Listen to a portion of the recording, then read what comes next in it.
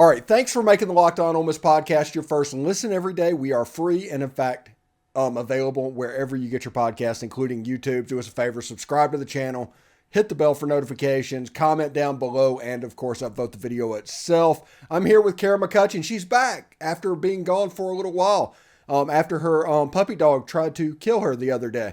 So it's really interesting, Cara, because we did a show on Friday that was all about the weird relationship that was developing between Auburn and Ole Miss. And they don't even see it. As you can imagine, Auburn fans are like, yeah, you don't know what you're talking about. But everybody on Ole Miss fans is like, what are they doing? What is going on? It's like boiled bunny territory. And I just don't know what to make of this dynamic between the two schools at the moment. Yeah, it's weird because I would say Auburn was probably one of our least, like, I guess beyond like the Treadwell situation. Like, I really, and maybe Tuberville, yeah, back in the day, but I would still say Auburn was probably one of our least, I would consider, division rivals. Like, we didn't really have a lot of like interest in Auburn. Auburn didn't have a lot of interest in us beyond the two occurrences in our time playing. And then all of a sudden we had this like Hugh Freeze there, the Lanes, saga. Is Lane going? Is Lane not going? Did they hire Freeze? And then Freeze starts speaking. We see coaches leaving, and he's really coming at players that are targets of Ole Miss, and even though we had Walker Howard come in, I think the Walker White thing when he started going for Walker White was a huge and I understand maybe Hugh's perspective. He's like, hey, I'm here, I'm hitting, I'm gonna be, I'm gonna come in hard. And I think for Lane, he's like, but I'm not gonna back down either. So I'm not gonna be any different. So I think there's almost like a very almost pride situation going back and forth between Lane and Hugh in a sense, and what's going on in this whole dynamic. Yeah, and not to get too much in the inside baseball because I know nothing of what's going on, but some of the trolling that Lane Kiffin is doing on Twitter seems fairly pointed in the same vein that it was with Jimbo last year, which makes me wonder what happened behind the scenes. What don't we know happened between him and Hugh Freeze and Auburn? I'm just really curious because it seems pointed and personal and a little bit more mean-spirited than he messes with the other coaches. Well, like I said, I don't know if it particularly has to do. So, as Keith kind of came out in an article, I don't know if it came out today or if it came out yesterday. I saw it today. But Keith was asked about the whole situation, and he did confirm that there was a interest between Auburn and Lane, that Auburn had interest. There was interest there. He said one thing he regretted is that they weren't a little more public of the discussions that happened between Lane, his representation, and an Ole Miss. He said that that's the one thing he really would they went differently because they weren't very open about it with Ole Miss. There wasn't any kind of issue there, and he never really said anything as long as was there an actual offer? Was he going? All he said was that at the end of the day, there was a lot of things working in Ole Miss's favor. And Lane chose to stay in Oxford, and that with the increase in his salary, with the facilities going on, with his NIL pool, he said that there was that Keith basically said he chose to stay at Ole Miss. So we see that, and that's the story. So that's our story. That's our side, right? That's all we know here. But the other side of it is, who comes in, right? And immediately Hugh brings us up at his press conference and kind of disses Ole Miss. I've been to another school, but this is actually the dream school. This is the school you would actually want to be at. And immediately just downgrade. And not only does he downgrade Ole Miss, but he does it with the Tuohys, right? Sitting in the supporting him. And so Ole Miss already has this thing with Hugh and everything that happened. And now you have this situation where he didn't really have to talk about us, right? He didn't need to bring us up in his speech. So he kind of disses us. Then all of a sudden coaches start poaching coaches to go to Auburn. Then he starts poaching players to come to Auburn. And then he starts going at recruits. And then he shows up in a designed sweatshirt just like our SIP one. So I think Hugh is doing a lot of, it looks like it's Lane, but come on, look at all the undertones that he was doing and trying to pull the whole I'm this greater than thou, but he's doing little nitpicks at Ole Miss throughout his whole time coming back to Auburn. Little nitpick stuff. Before we move on, I do want to ask you one question. Does this make you think of the whole Ole Miss Mississippi State thing with him and Dan Mullen back in the day differently? 100%. I think I see Hugh 100% differently now. I appreciate Cody Pruitt. Sorry, I almost said Cody Core.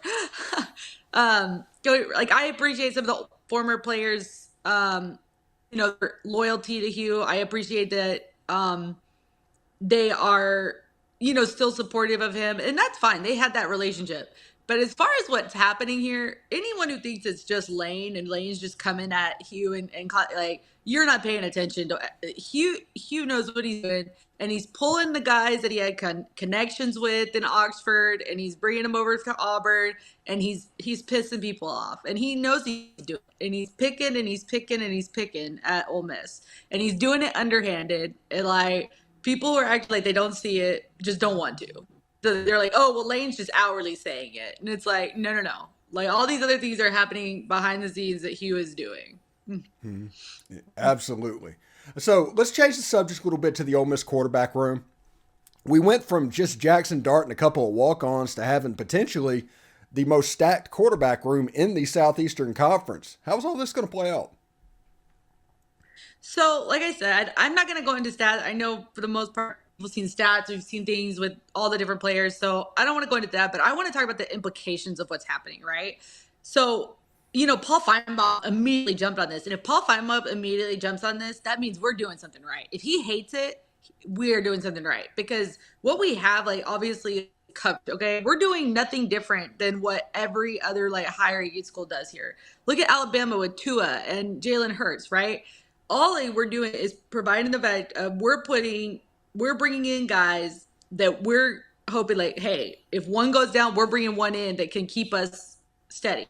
So I think talking about the whole Auburn situation, I think Lane really saw a different side of the Ole Miss fan base. And I think that's what I've been wanting to see from us.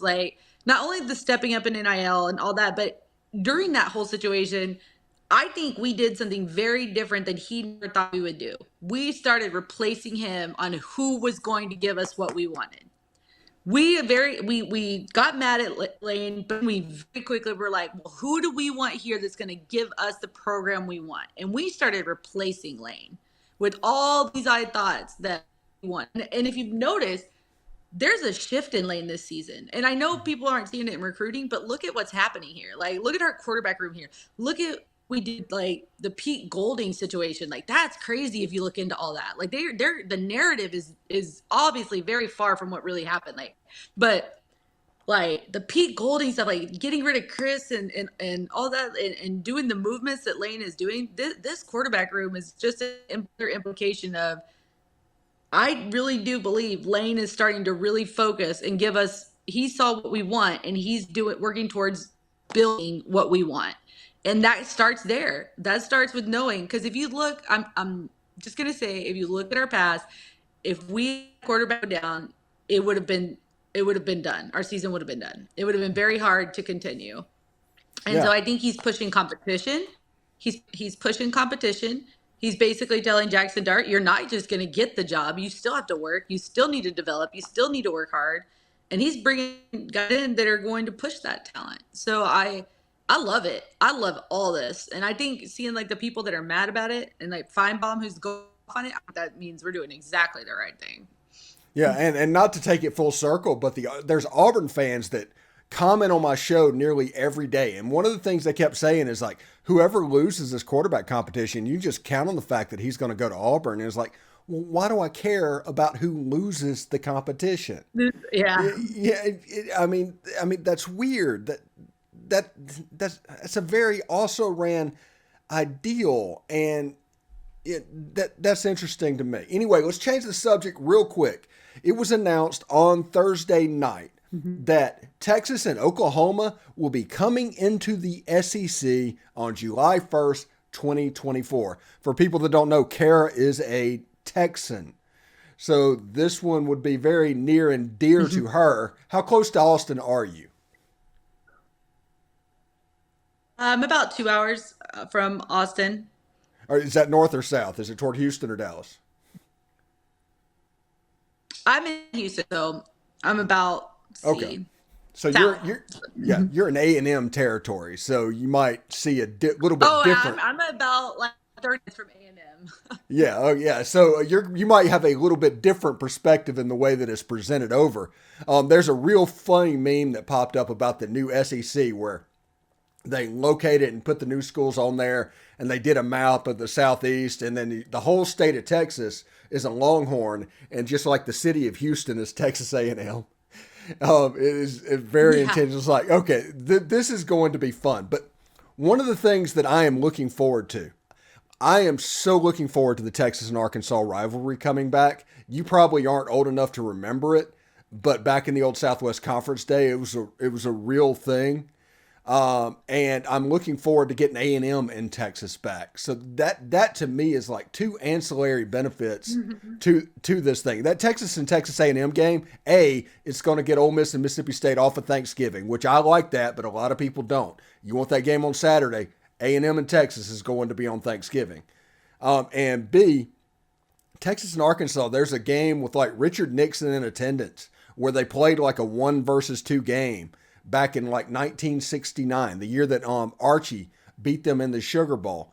The lead up to that was a loss to Texas by Arkansas, and that's just a powerful, powerful game. I mean, Arkansas basically invented horns down, and they still do it just randomly. And this is going to be so much fun. And I'm not even talking about Oklahoma. Oklahoma gets Missouri back, which is, you laugh about it. There might not be much competitiveness there, but there's a lot of history there. Those are two former Big Eight schools. I'm pretty excited about this, and this kind of makes sense. This even makes Missouri make more sense.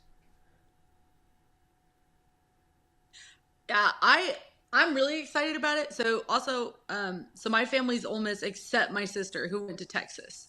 So we have literally Ole Miss and one Texas. So for us, like this is now, hey, family fun here in our family because you got three Ole Miss and one Texas fan or one Texas alumni. So it'll be very interesting in our household how this whole plays out. But I'm excited.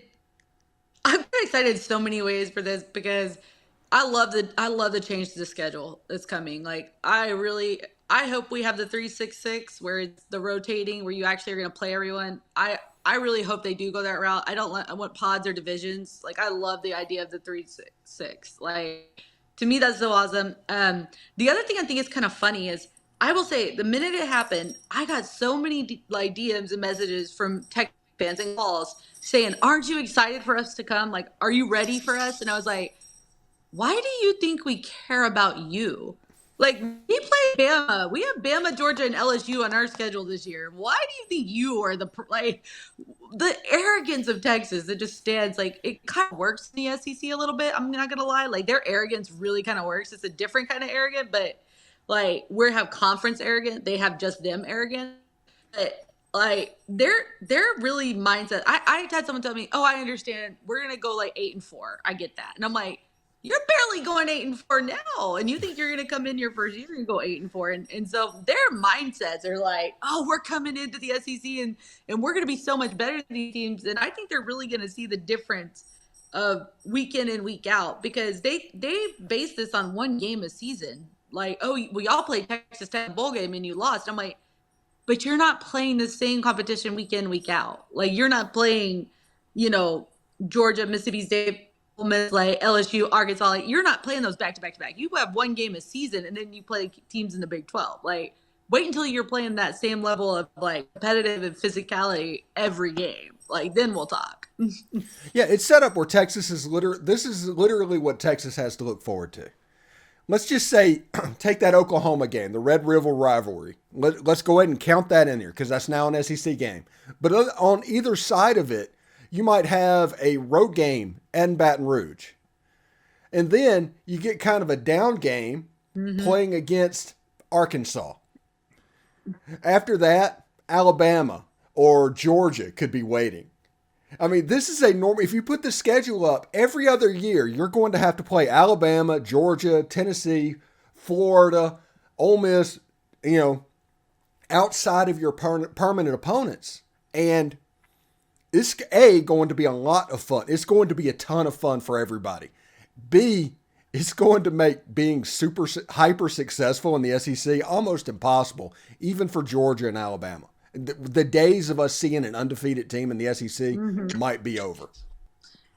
Oh, right. So the thing I'm interested in with recruiting is that you have these little region pocket of Texas where we all come in Texas A&M, but I'm just saying you have Texas, you have A&M, you have Oklahoma, and then you have Arkansas, right? So if you look at it beforehand, Arkansas and A&M had this ability, and of course LSU's there too, right?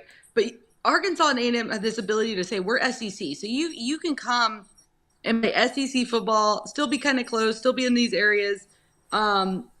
And play it. Well, now you're going to have Texas and OU to say, well, you can even be closer and play in the SEC. So where does this go for Arkansas? Where is Arkansas going to go in the recruiting world, right? Because you have LSU here, you have Texas kind of now taken care of, and then you got Oklahoma taken care of. So and then you got the whole other side of Mississippi, like everywhere else are kind of around Arkansas, all have all these other areas in them. So where is Arkansas going to go recruiting wise? I think this implication here of these coming really kind of hurts Arkansas if you think about it. I think it actually helps Arkansas because Arkansas is so Texas dependent on recruiting. They always have, and they originally started with the old Southwest Conference where it was 8 Texas teams and Arkansas. So a little bit of that is going to get back in the SEC and is going to help them out even more. A&M let them kind of in, but I think you're going to see Arkansas really start to hammer down on Texas. And maybe even now that they play Florida every other year, you'll see them dip into the Florida pool as well. It'll be interesting because every team in the SEC, they're going to play each other every other year. You'll have an even set of teams, even years, and you'll have odd years. And that's just kind of going to be the rotation going forward, I think.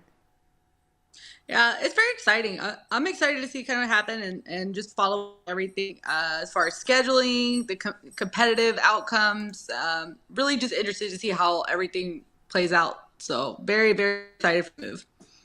All right. Thanks again for making the Locked On Ole Miss podcast your first listen every day. Make sure you check out our brand new podcast, Locked On College Basketball. Everything you need to know about college basketball in one place. Plus, you get to hear from big name experts, insiders, coaches, and players. It's Locked On College Basketball, available on YouTube and wherever you get your podcast. Cara, thank you so much. So glad to have you back. We'll check in, maybe talk a little bit next week, okay? Hotty toddy.